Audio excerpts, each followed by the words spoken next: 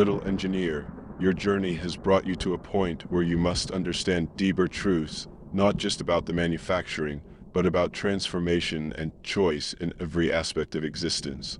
There are two pills that represent two different philosophies of manufacturing and work ethics.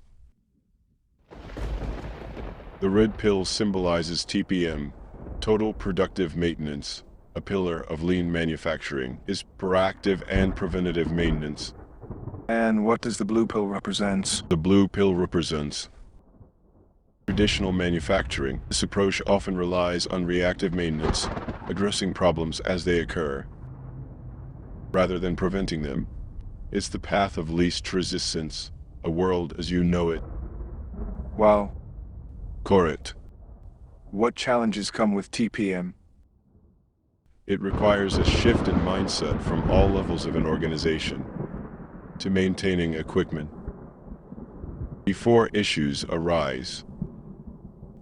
The initial implementation can be time-intensive, and there might be resistance from those accustomed to the traditional way. TPM, like any worthwhile journey, is challenging, but its benefits are clear.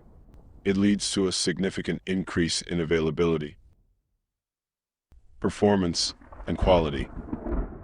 In a world bound by the search for efficiency, TPM stands as a beacon of proactive change. Why show me this choice? Because understanding these paths is crucial for leading in any capacity, especially against systemic inefficiency and waste. The choice isn't just about manufacturing, little engineer. It's about how you choose to confront any issue, with foresight or with hindsight. If TPM can lead to a better, more efficient world, then maybe it's time I see how deep this goes. By choosing TPM, you embrace a world where every individual's action contributes to a collective improvement. Welcome to the real path of lean manufacturing, Lil Engineer.